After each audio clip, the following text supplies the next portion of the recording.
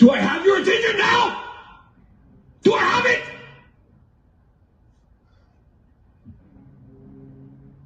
Good. What's up, everybody? How are y'all doing? It's EcoBuilder here after 4 months, probably more, or 4 weeks, probably more. I just wanted to come on and say hello, give everybody a place to come and put their comments. I think the comments will show up down below. Man, it's been so long. Like, this right here is kind of a little foreign to me. You're gonna probably comment on my hat. My hat is custom made here in this town. There was a guy that was out in Durango, Colorado, who probably 10 years ago came here to my town and set up a nice little shop in our downtown square. And I was influenced by my trip out to Navajo Nation a few years back. Y'all might remember that if you watched the Hex Foodies channel. The Hex Guild is what it's called now. Me and one of the guys went out there to Navajo Nation, and well, two of the guys, we did a little bit of sheep herding before we headed up to Montana, and I adored their hats, and so I wanted to get me one. And then just recently, I joined a friend on a trip to Nepal. I got a lot to say about Nepal. I guess I'll put a little bit here and a little bit over in the Hex Guild. But over there in Nepal, I got a guy to make me, where is it? Right here, a Texas silhouette charm, so that whenever everybody's asking me, where are you from? Then I could just say, hey, do you recognize this state? And most people over there in Nepal, they didn't know too much about the outside world outside of just hearing about the United States and LA and New York. But besides that, they hardly even know where Mexico is. So I suppose like their regional geography is really well known to them. It's pretty interesting going forward in the world with the Nepal people making it mandatory for their youth to learn English in schools. Nepal is, I believe, politically and especially financially, guys, everything's run by finances and banks and influences like that. They're influenced by China's money, and India. You know, both of these guys are their neighbors. Nepal is on the south side of the Himalayas, and then Tibet is on the other side of the Himalayas, right? On the north side. And, you know, whenever I was growing up, I didn't realize what Tibet's situation was with China. But Tibet is basically a state that, like the Ukraine, you know, in Russia, Tibet was taken over by their larger neighbor, China. And that's why whenever you were growing up, if you're my age, you would see all these free Tibet bumper stickers in, I guess, like liberal type pools inside the country. So I saw free Tibet stuff in Austin whenever I was growing up, and I didn't really put it together. But back to Nepal, everybody can cook pretty well. It's pretty awesome. Their economics is struggling, so everything was really inexpensive. It was a lot of fun. Um, Everybody wants to make a deal. They want that money to flow. With the tourism, I was a little bit worried whenever it was that they overthrow their government, because they had a lot of Gen Z people who were online, and uh, because there was so much talk about corruption inside the government financially, then the government decided to shut down the social media, and there were tons of Gen Z people who stormed the Parliament building and all sorts of buildings that were government buildings in the interior of Kathmandu, which is a 3 million population with its total metroplex. And then that's also the capital. So they go and they storm over the course of a few days, and a lot of their people were shot up. And so they see them as martyrs, and they praise that, you know, they gave their life for their country. And so it's actually like a celebration of this cleansing. And there was this female that had worked inside of government and didn't show corruption, that then became the person that coordinated the basically the new situation where they have her as an interim prime minister for the time being.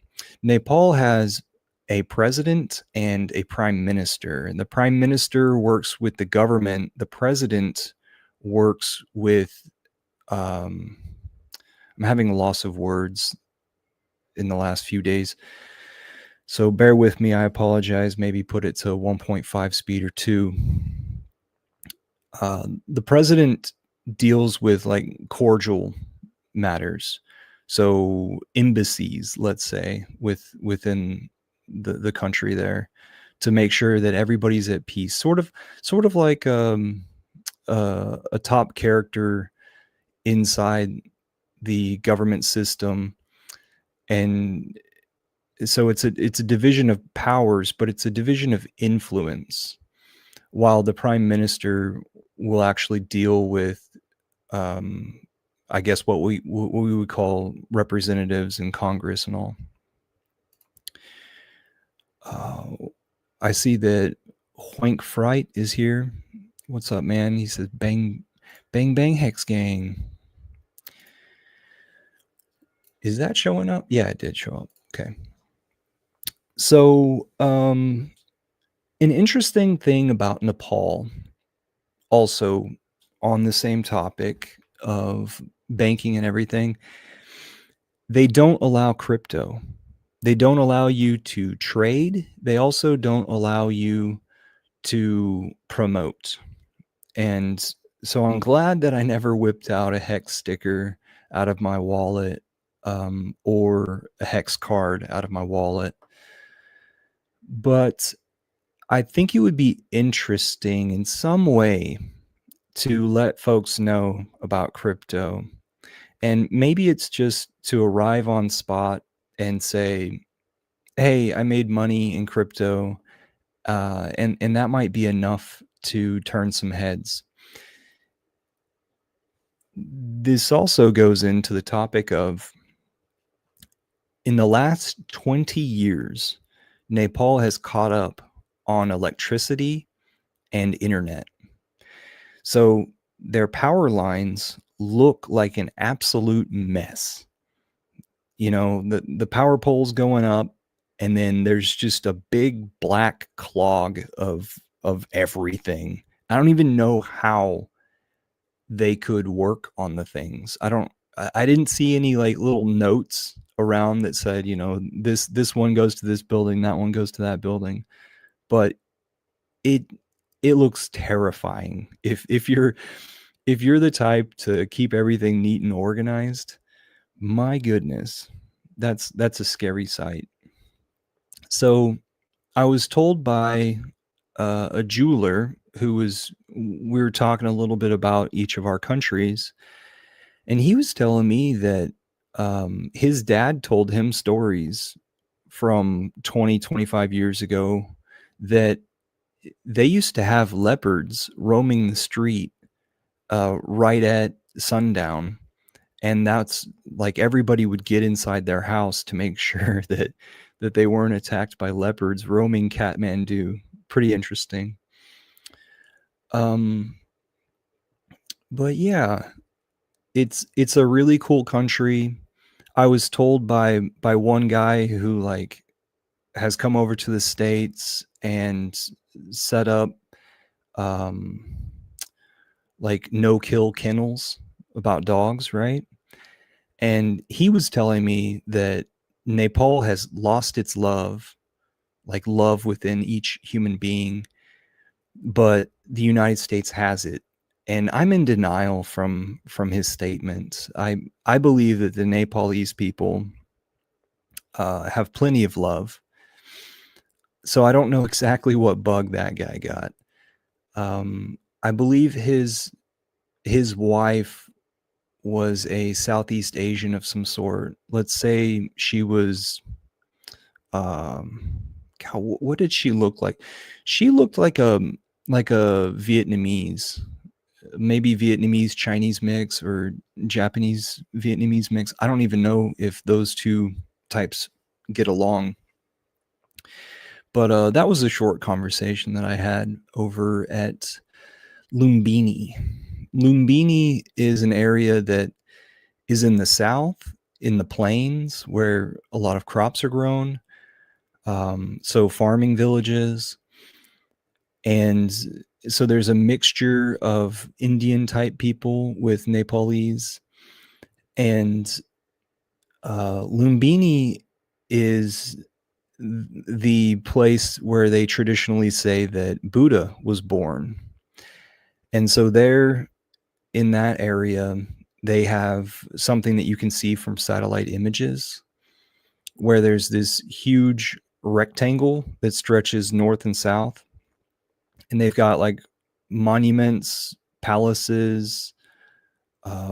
They've got a huge reflection pool or several reflection pools, sort of like what we see over in DC with the DC museum monument stuff.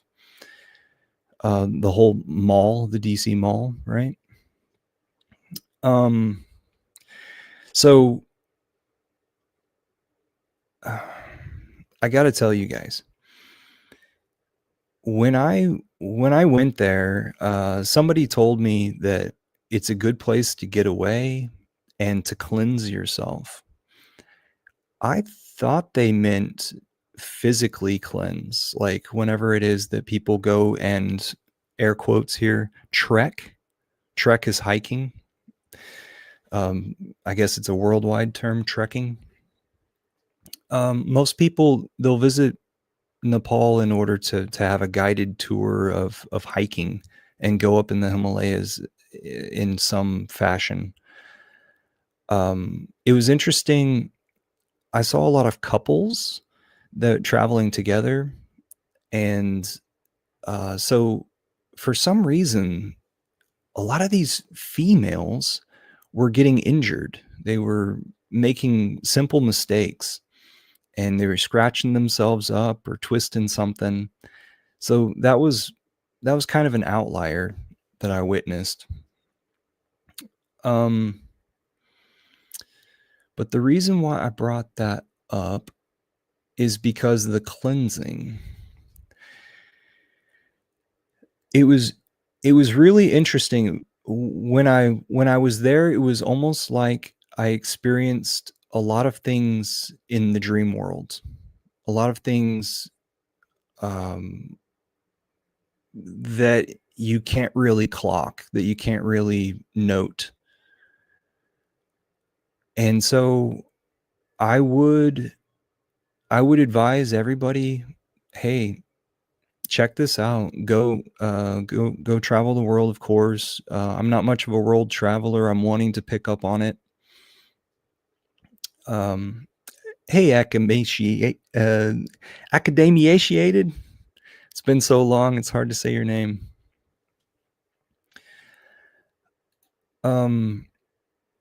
I heavily advise folks to keep the idea in mind that you might be able to work on your subconscious, if it is that you go to Nepal and stay for an extended time and rest in those areas. I might have been affected by some altitude sickness. I'm not quite sure.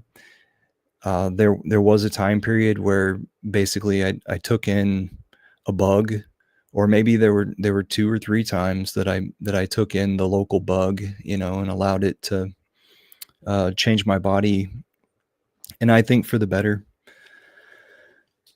But down there in Lumbini area, which is the birthplace of Buddha, I learned a little bit about Buddha's life. And so the story goes that he was incarnated 7 different times. And on the final 7th time, he was birthed by a queen. And he decided to reject his royalty and to march on and teach enlightenment. So me and my buddy and his girl, we visited one of these ancient cities where it looks like just a big brick grid where the walls are really low. Everything's fallen apart, I suppose. I don't really understand how it could all fall apart, but we went to a site where, like, this ancient city where, like, all the cities were ancient, and then ancient cities were built on top of ancient city sites. So there was a lot of history going down in these areas, and me and my buddy, we walked into this little park marked off area that was overgrown by jungle and peeled back still by recent activity for tourism. And we felt huge amount of energy in this certain spot outside of Lumbini.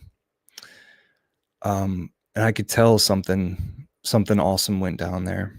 So it's great to connect with lives that lived, back in a day, and then also to see how it is that modern folks are inhabiting stuff, and also to peel back. Well, it's not really peeling back, but like how it is that they've adopted technology and how they're growing forward from here. It was a really interesting experience there. For a while, I've been wanting to go to India. I hear from a lot of people that India is a shit show. And so Nepal was kind of like a introductory, I guess, to the same type of situation.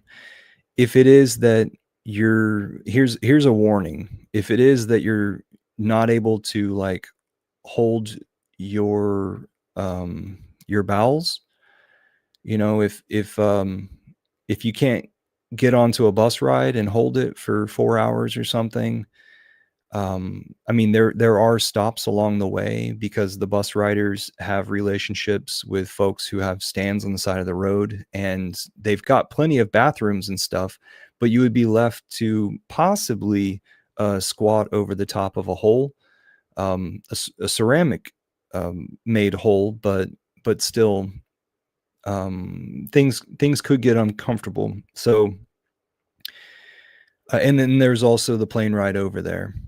For us over here in the States, it was 15 hours or so in the air. If if you've got an issue with sitting for long time periods or using the restroom on a plane, I feel sorry for you. But those folks over there in Europe, they were easily able to get over. And we did have the connection in Qatar, or at least I did.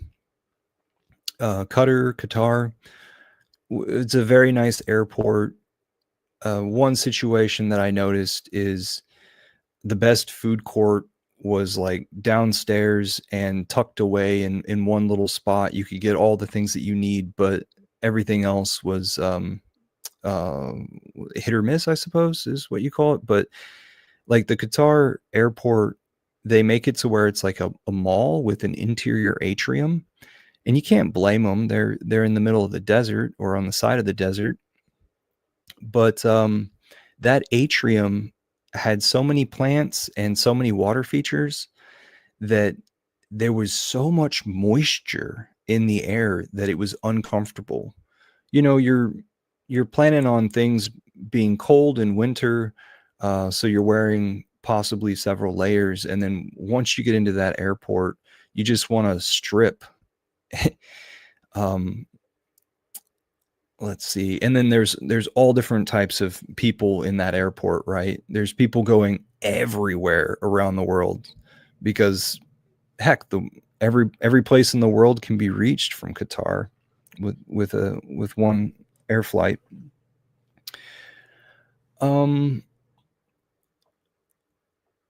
see. I guess that's really like all I have to brush up on that situation. Now back to crypto and where we are with Richard and his new sacrifice, since I've been away for a little while. Prove X.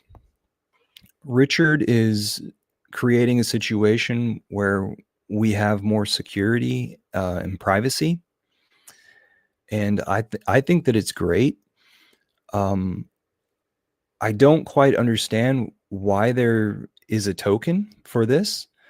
I think back to the times of him talking about what was it, the duct taped on token? What was that one? It's very, very popular. Was it Uniswap? Yeah, it was Uniswap, where he said there was no reason to have a token. I'm thinking that Crypto Coffee has it pretty well. He's been posting on Twitter, and I think that his take is really good. I applaud A Wild SJ for continuing to beat the drum. I applaud Hex Win for what is his first? Max Hex Win? Man, my memory's slipping a little bit. I applaud him for continuing to beat the drum. And it's also really interesting that I'm having such live stream brain right now.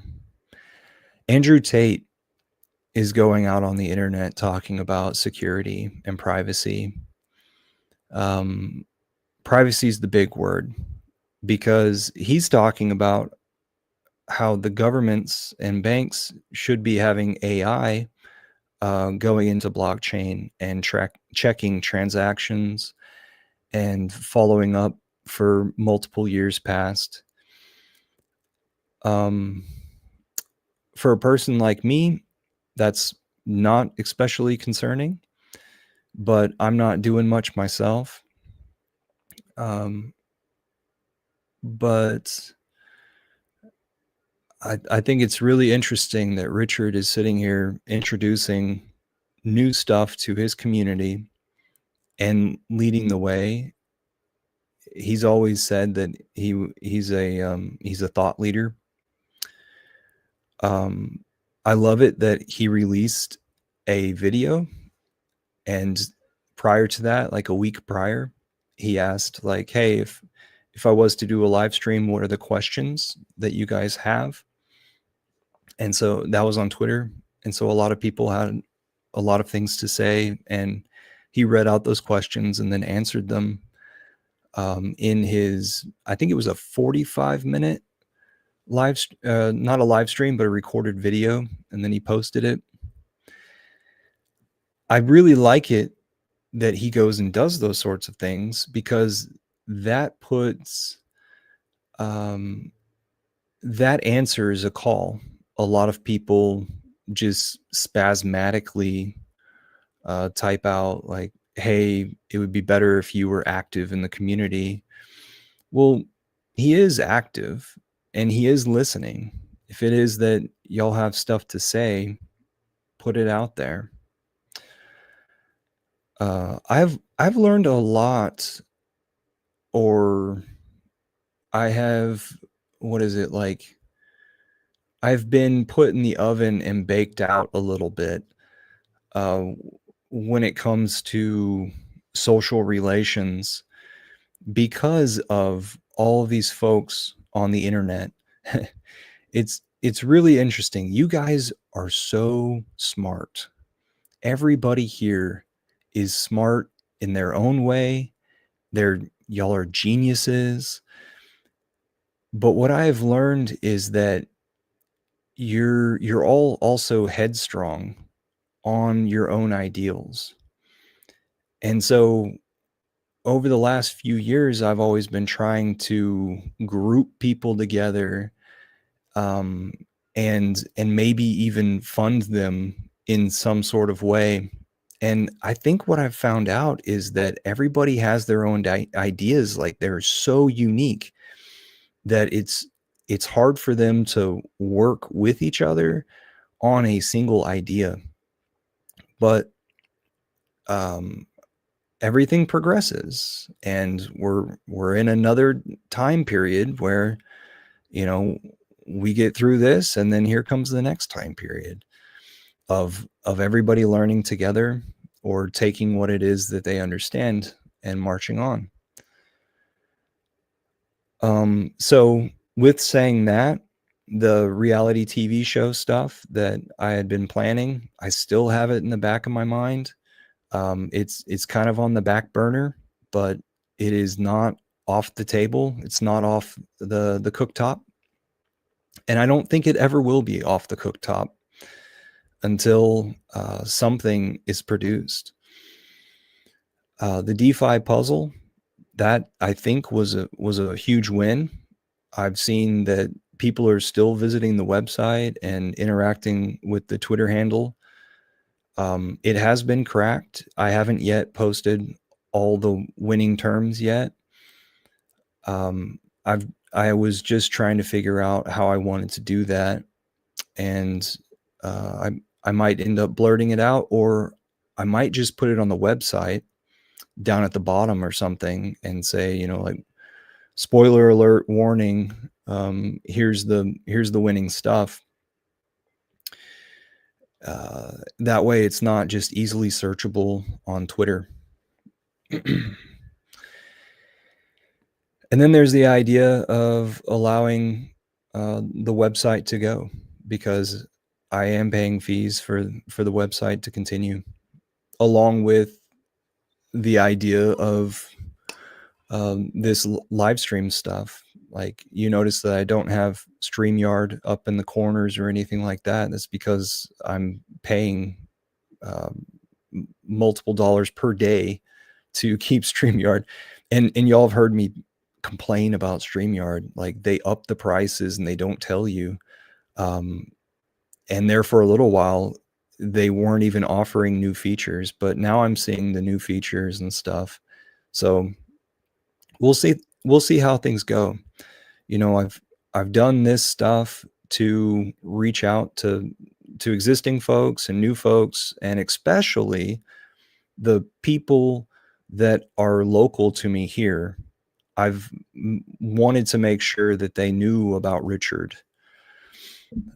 So I have dibble-dabbled a little bit in that Texit coin, where here in Texas, they're making it to where miners have to be within the geographical geographical perimeter of Texas. So it has to be on Texas land, the miners. And it's a situation where like it's like half and half owning your own coins, because it's heavily centralized, having the miners on the Texit coin. The reason why I did Texit coin just a little bit is the same reason why I did Texan coin, is because if there's a movement here in Texas, I want to support the movement towards independence, or at least talking about independence. I was speaking with my brother-in-law during Thanksgiving, and he's a guy who did veteran affairs in Houston, and then he went to DC, and he is all about Ukraine freeing themselves from Russia. And I'm in the process of creating an AI document that is a little bit of an essay challenging his beliefs on him thinking that Texas shouldn't be free from the United States, but yet Ukraine should be free from the United States. And because he worked with veterans and military, he was a Marine. He was actually a Marine during Iraq. I want to propose the idea, like I want to all females who want to talk about slavery being the only reason why states would want their own rights. Do you believe that marriage is a contract and a union between people? And if you believe that a female should be able to get out of a marriage anytime she wants, because it needs to be agreement between two people, a union, then why wouldn't it be okay that a state says that this doesn't serve me anymore, and that you don't agree to these terms anymore, and it's casted its time and you're ready to get out of it? We have been controlled mentally so much by the media influence, the specific cable channels that are delivered to your house, that we're mentally stunted on because of the ideas that we've been delivered. But we're experiencing, like I mentioned with Nepal, having it to where in the last 20 years, they got electricity and internet. So like there's this huge amount of freedom of thought and freedom of all sorts of stuff. They've gotten shaken up.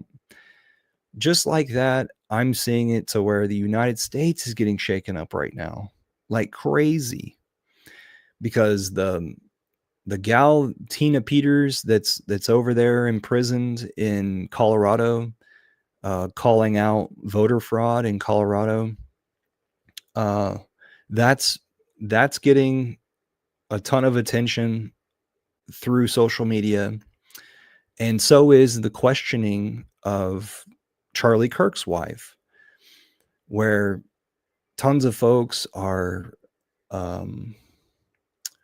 going after Candace Owens. Candace Owens is a black female.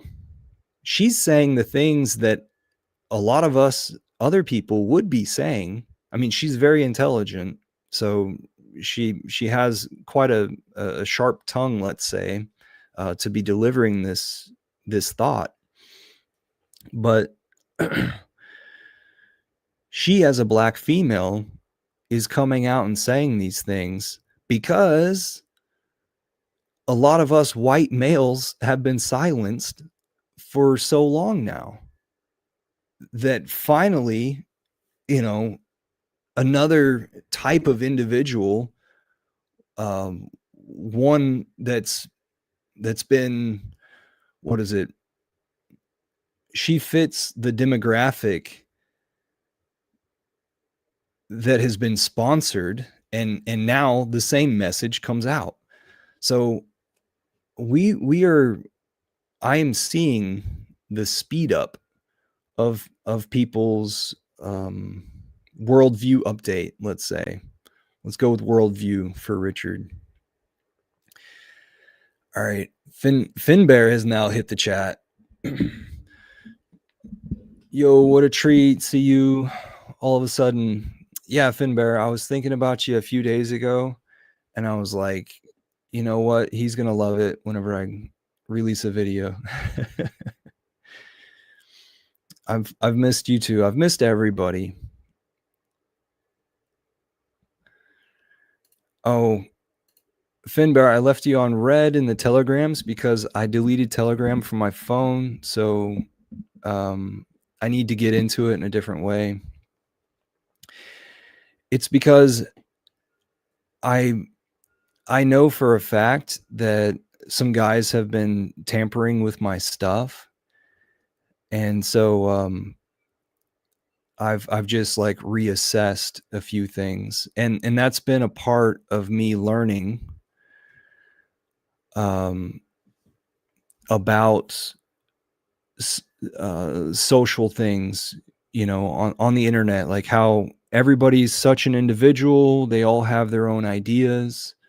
They're all in their own life, thinking their own way.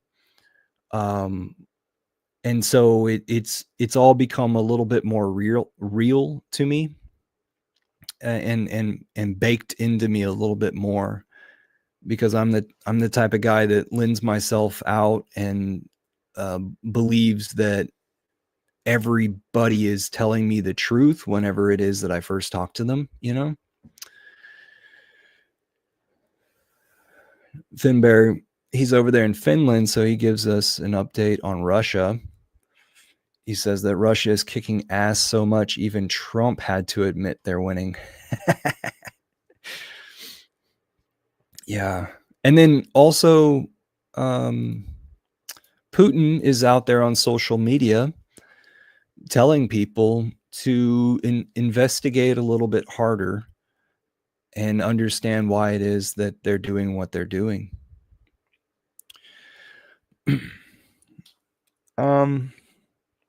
So yeah, I think Richard is setting us up in the good way, of course, doing the thought leading. I think the prices, which are down at the bottom of the screen right now, I just updated that banner.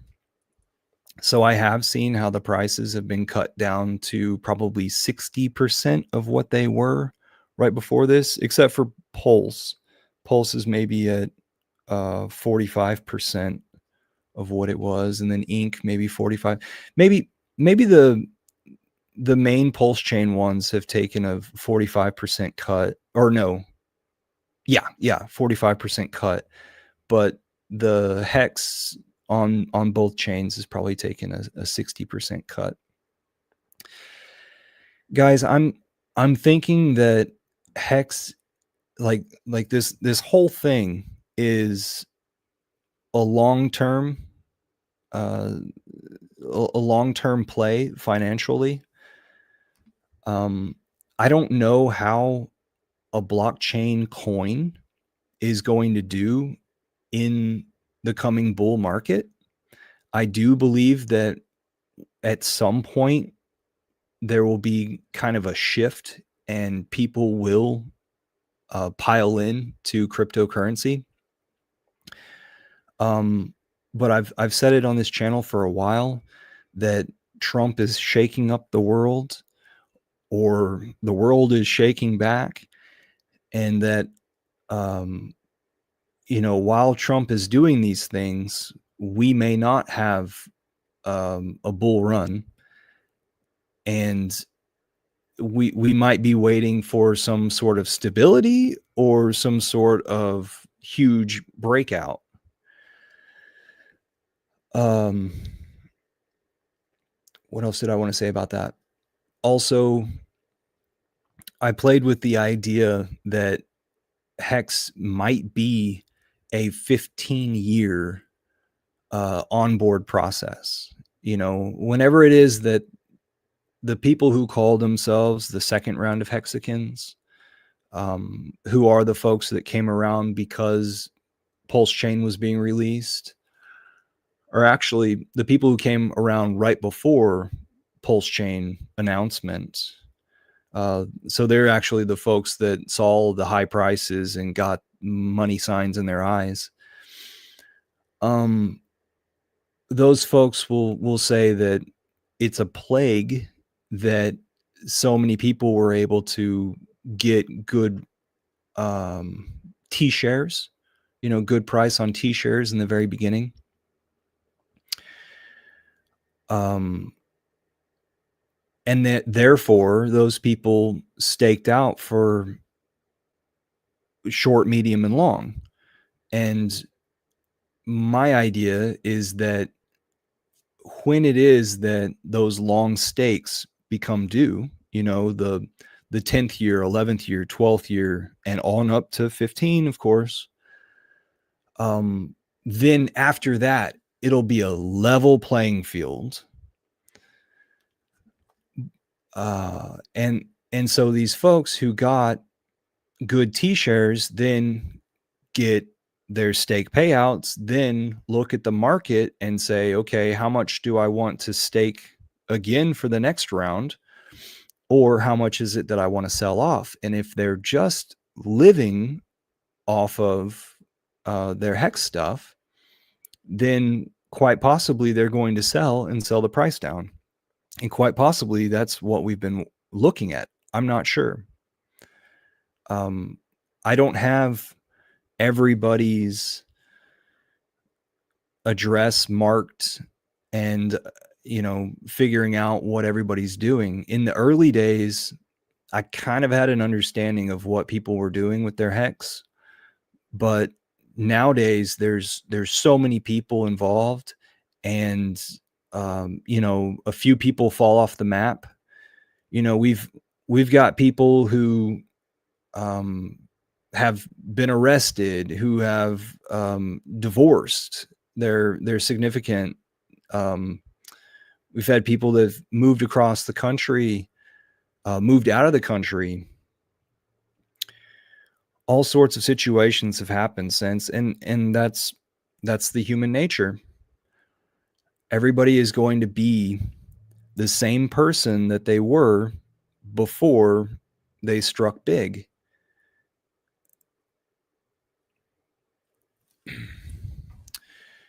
And something else, I was thinking about making notes for this live stream, but I didn't. One of the coolest things about striking big in anything, in my opinion, is the opportunity to say no. The opportunity to say, you know, this person's offering money to use my time and skills in this fashion, and maybe I don't want to give up my time in order to do this for them. Or maybe I don't like the direction that this person is wanting to go. Or maybe I don't like the way this person treats me. So the opportunity to be financially sound and say no is, in my opinion, the best thing that's ever come out of money for me.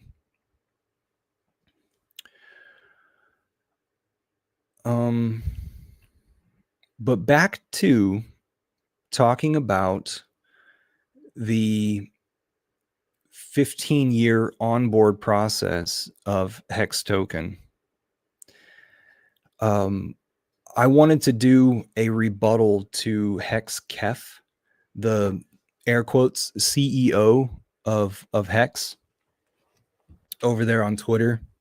And Hexkef, you know, he had his own thing on this channel there for a little while. I really like this guy. He is a marketer, a salesman. He's an awesome kid. I shouldn't call him kid. I think I just pulled a Max. What does he go by? Hex Ray Vision. I just pulled a Hex Ray Vision, calling him a kid. So whenever I was in Nepal, right in the middle of my trip, Hexkef made a comment below Hexologist's Twitter one time that he was talking about just like stay in there, dogs, keep the work up. Hexkef commented like it was a blast. It was a spasm, you know. Yeah, Finbear, listen to the beginning of this. I talk about visiting Nepal. Hexkef gave a laundry list of you were in this position, or you and the initial Hexicans were in this position, but everybody else after that has been in this other position of looking at things. Like it was about optimism, you know. How can we be optimistic if we saw this sort of thing? And I couldn't bring myself around to stabilize on any specific reply. And then I was thinking, oh, I'll record a video and post it, but I didn't do that either. So here are my thoughts, and it can be really summed up is when it is, and a lot of people are not going to adore the way that I state this, because whenever I talk about early days of Hex, a lot of people just zone out or quit. Or at least that's what I experience in the voice chats of Twitter, because people just want money now. How can I, you know, what is the quickest path to get money now? So talking about early Hex, think about it, guys. In Telegram, on the Telegram app. So most people from the Hex community were picked up on YouTube. And then they were told by Richard to go get involved in the Telegram app. And that was back before Bitcoin Hex had its logo. And so we waited like 2 years inside this chat room for things to go live. And we were just waiting. And that's where the idea 2 weeks, 2 weeks, 2 weeks came about. So now here you are at, like, put yourself in this position. Here you are at early December, and all of a sudden Richard goes live on YouTube and he says that this is before everybody migrated to Twitter, by the way. We're just on YouTube and Telegram. And Richard says that Hex has gone live, and that the way that you can buy Hex is you can offer up your ETH in what is called an adoption amplifier lobby. So inside of a lobby, interacting with his website software, you can exchange your Hex for ETH. But it's a situation of an auction type situation where there's one entire day for you to offer up your ETH, and you get a portion of the allotted coins for that day.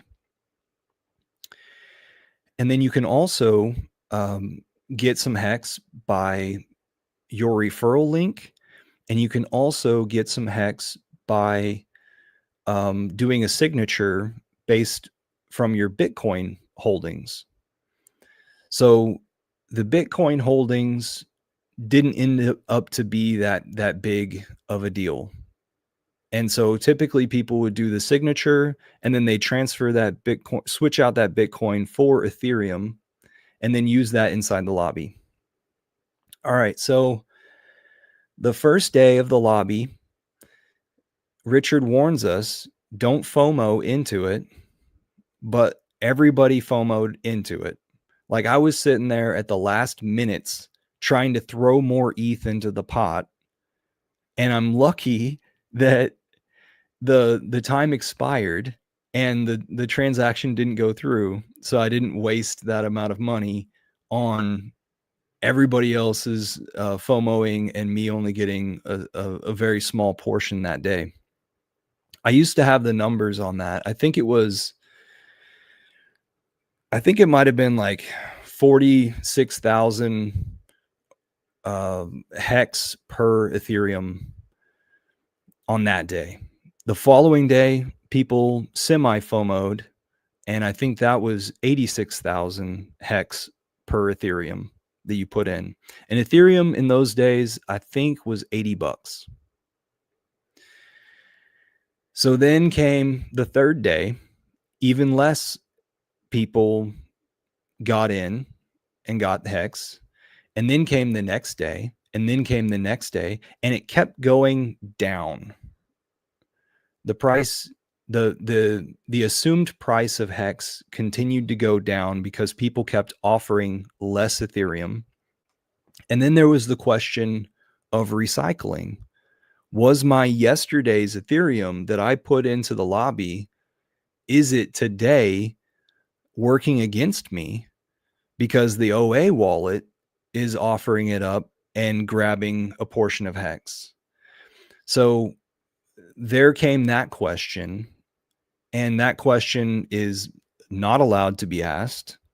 So you probably got kicked off of Telegram, and now you're driving blind, you're flying blind, and the price continues to go down. Then some people go and put hex onto a website that I don't think you could access this website like an exchange. I think people put hex on an exchange, and I don't think you could access it without a VPN from the United States. So that was out of your grasp of unloading your hex before the price continues to dip, right? I'm trying to explain this to Kef in Kef's position, right? This is what I'm doing here. And so here we are, eventually at day 30. The price has done nothing but go down. Everybody on the internet is calling Richard a scammer. Oh, you wasted people's money. People are stupid. So you can't unload this anywhere, or hardly anywhere, for any price. Uniswap has not even doesn't have hex, is not popular. No one knows about it.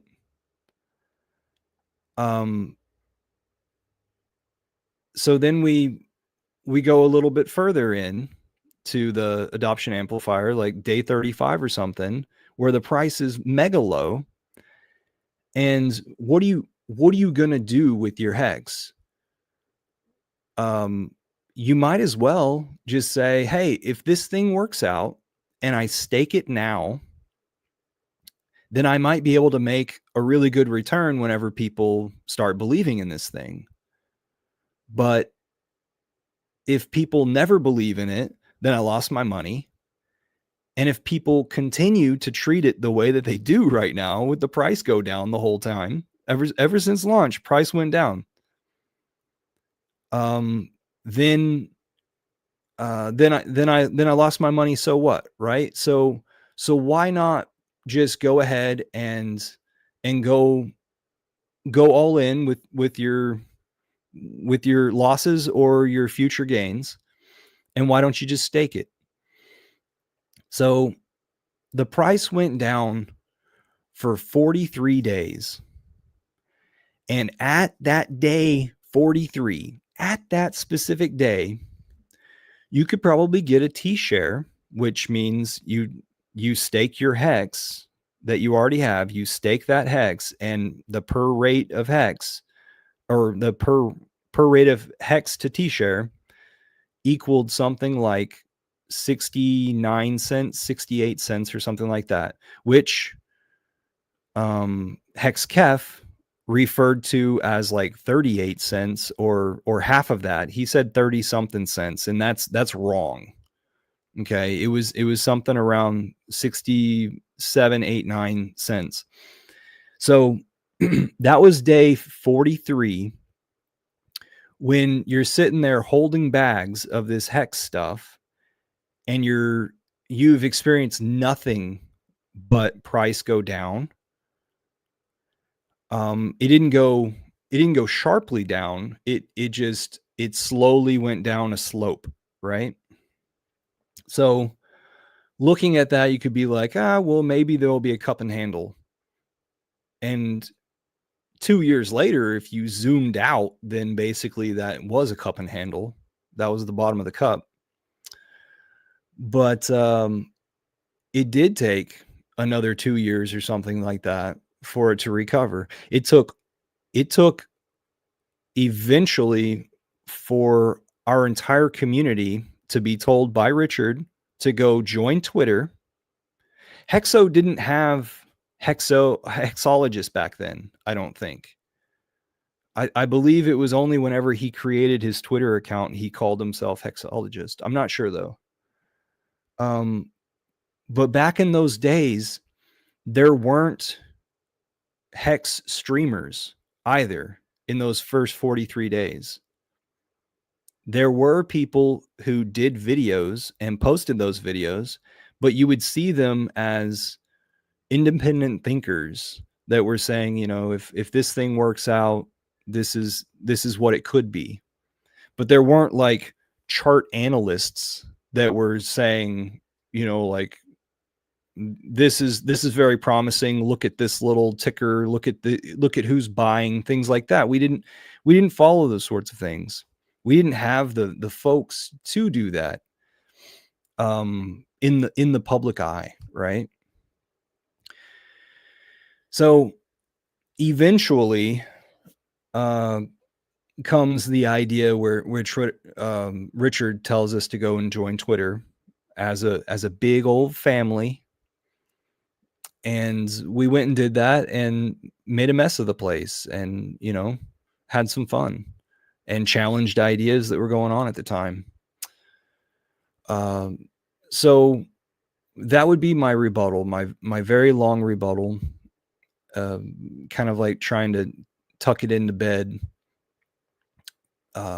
because a lot of these guys, they don't realize that there wasn't anything back then.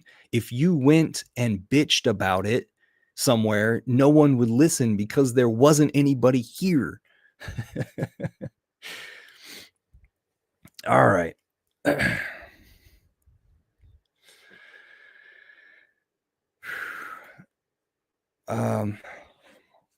We got Joss Olay saying something that's over my head. Hex us a riddle. Oh, okay.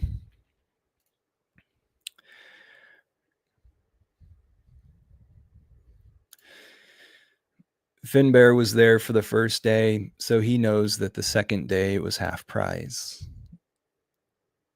It was totally half price, yeah. And also we didn't know that until the end of the day, whenever the thing turns over and it divides up your ratio and then sends it to you, or no, makes it available for minting, right? That's how it worked. So you sent in the ETH, you had that ETH sit there, and then at the end of the day, it allotted your amounts, and then you could click to mint it, sort of like you click to end a stake now.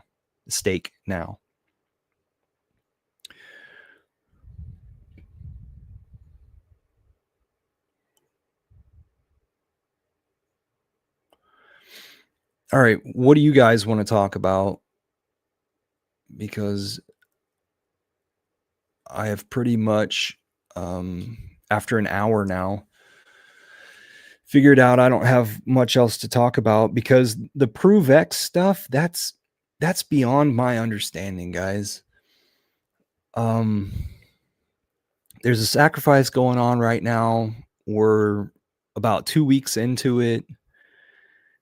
Just to timestamp this right now, the rate of the amount of coins that you can get out per your sacrifice, the rate is going down, and it's going to keep going down until the sacrifice is over.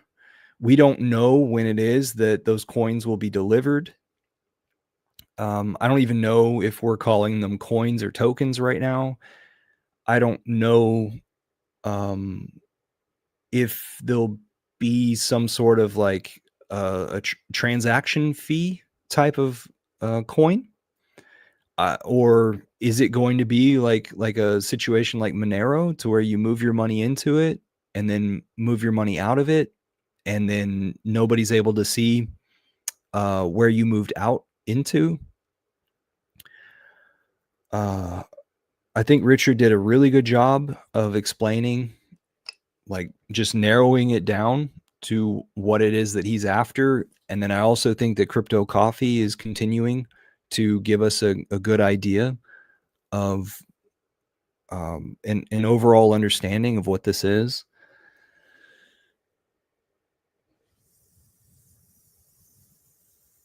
How do y'all like the ProveX logo? How do y'all like what folks have been doing inside of Pulse Chain, inside the community? Finbear says doxing risk is big too. Everything I got to say, I want to say in private. All right. See, that's where we are right now, where like so many people have come out to the Playscape, and if they were like honest people with everything hanging out there in the open, then they showed their cards in the beginning, right? But I think we're at the point now where time has passed so much that now the people who didn't want to show their cards are now showing their cards.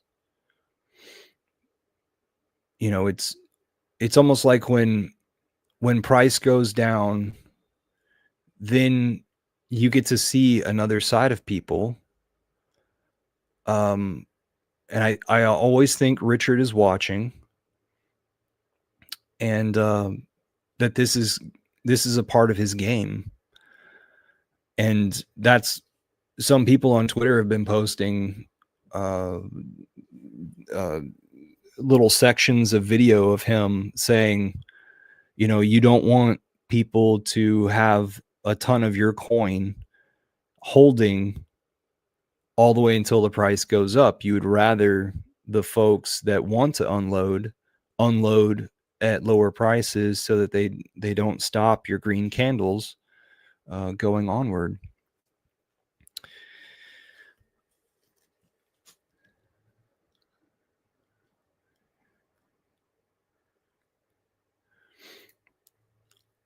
So Finbear is telling us that he's got something, he's got an iron in the fire, and he's really excited about it. That's awesome.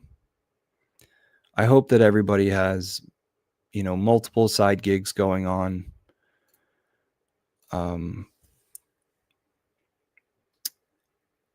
I've got something going on as well, and I think that I'm going to be able to. It's about the cell salts that I've mentioned, or I actually did maybe like 1.5 videos about. I believe that our bodies will be able to function properly as long as we don't have the toxins and the other bodies inside of us, like the parasites, the worms. And as long as we get the right minerals into our bodies, I believe our bodies will recognize them, auto deposit them in the right place, and function at the greatest function that we can have based on our biology. And I think this has been minerals, I think, have been a big thing that we've been blinded from, because this, like, I hate to say, you know, like this book, this author, but this book right here that was written like 150 years ago, it identifies that the minerals depositing inside of our body have everything to do with our stomach lining, have everything to do with the structure of our blood. That relates to swellings in areas. It has everything to do with the amount of oil that we produce inside of our body, and also our spinal oil, which the spinal cord is never talked about in what is it, out there in the landscape of society. We're never talking about the importance of our spine or health of our spine, or coating our nerves. You know, it's the whole pineal gland. What is it? You know, it's an antenna to a level of existence that we don't quite tame or understand while we've been on this earth. But yeah, I think that minerals is something that I'm going to work to develop an import. I'm going to deliver it to folks who need it and haven't heard about it, because if it is that you went through the trouble of looking into the whole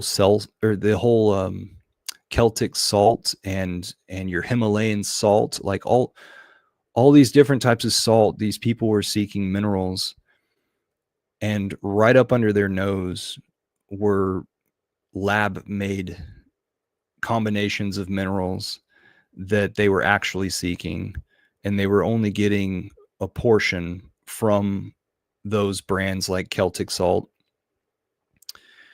But there's been this whole fad, and I'm going to attempt to ride on the coattails of that fad.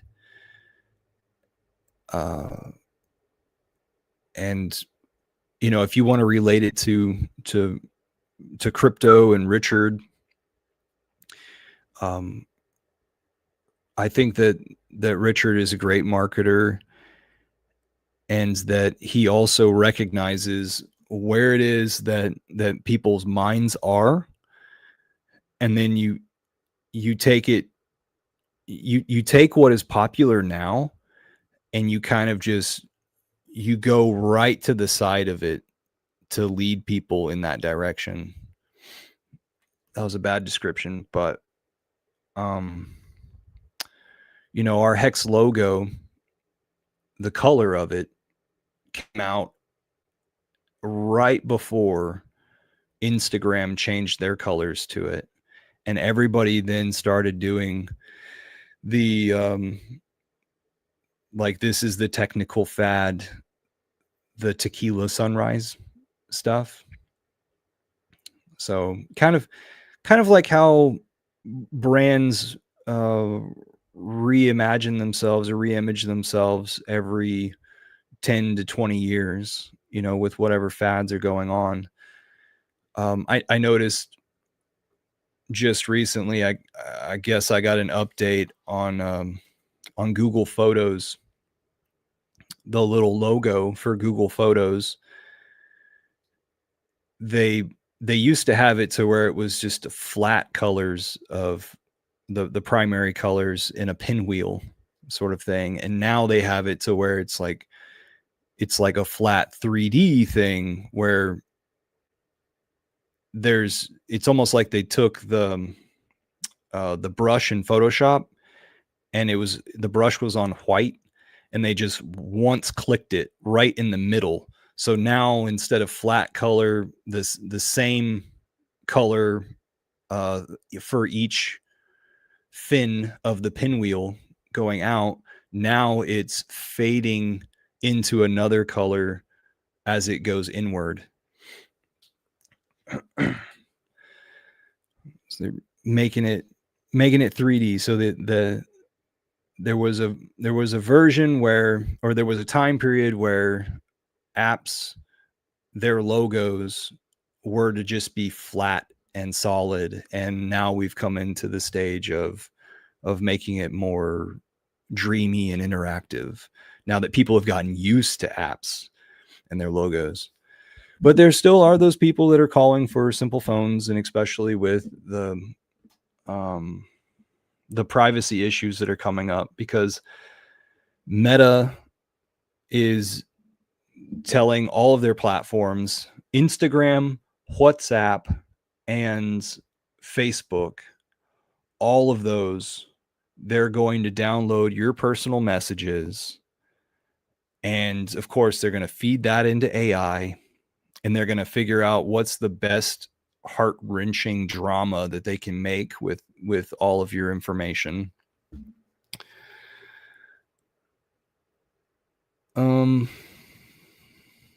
So that's going to happen. That probably already has happened. I'm told by DMF, one of the guys in our community, that it was back in like 2010 or 11 or 12 or 13 that they were already mining our private messages.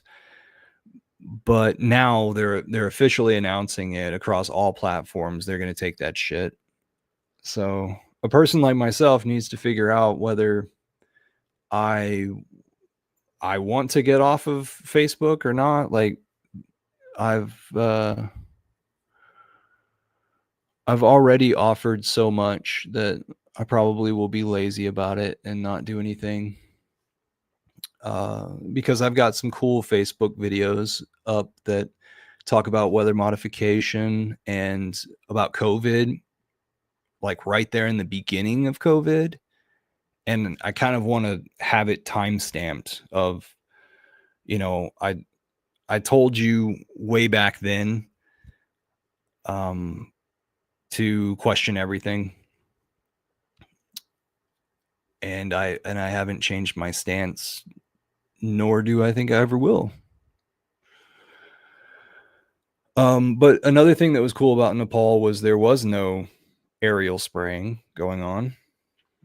That was pretty cool.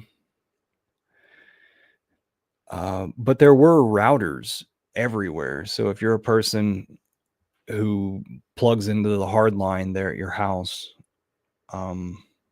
you'd probably want to take a little reader with you to see if you're getting poisoned.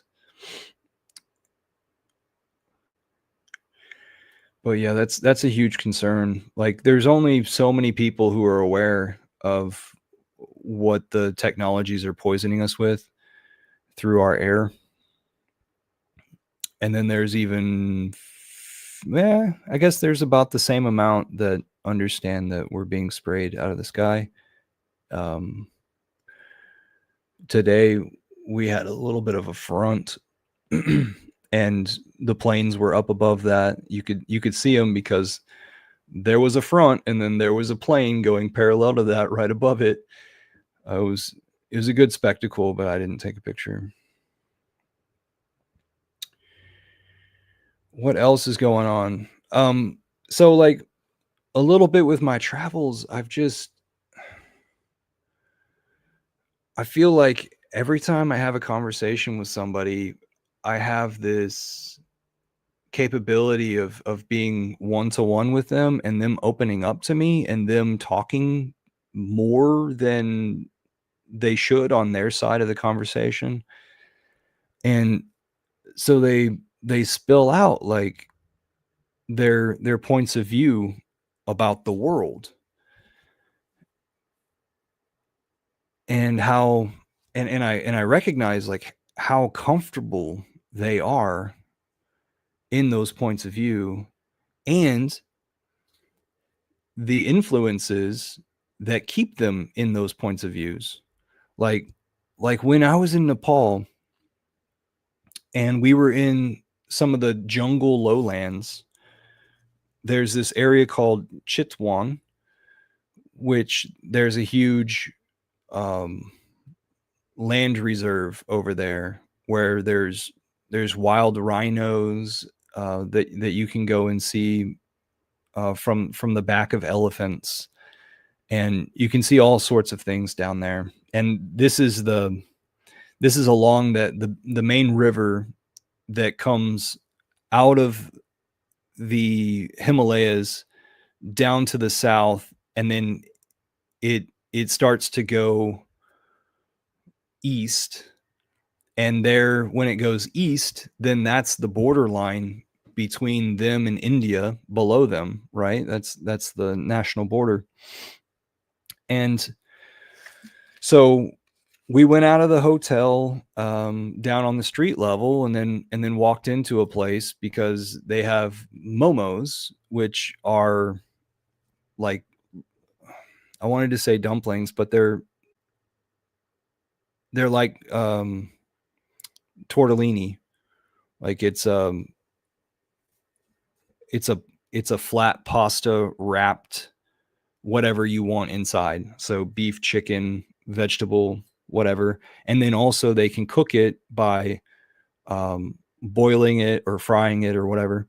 So momos are a big thing, and an item that's often that it's just as popular as curry in Nepal.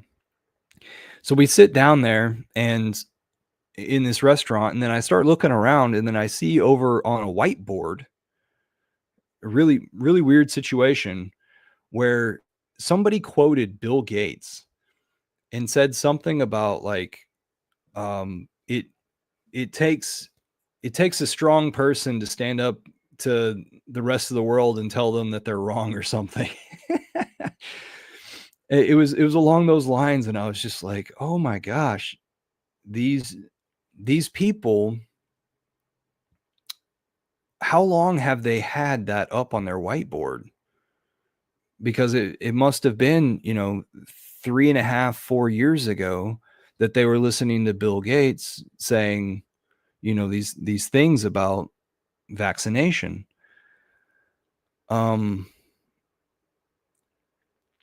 And then what are their news sources? Where are they seeking more information, and how much time do they actually have in a day to seek information? So that was a little bit of what I was exposed to. And you guys probably share a lot of the same views that I do.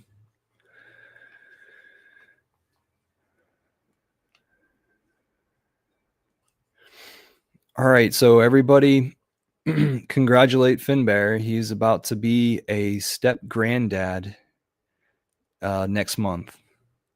Congratulations, Finbear. Okay, so I'm gonna call it quits. Thanks for joining me today. I hope you got something out of this. We are still beating the drum for Hex and Richard Heart, and Richard Heart's leading the way in cryptocurrencies. And we're not in any way a situation where somebody can be praised like a god. Instead, it's a relationship that's almost like a corporate relationship, but it's, you don't owe me anything, I don't owe you anything, but let's be cordial, let's be friendly, let's do what's right for the world, and let's go forward. All right, I'll talk to you all later. This is Eco Builder out. I don't even know what the outro is going to be, so hold on to your horses. How much you want to make a bet I can throw a football over them mountains?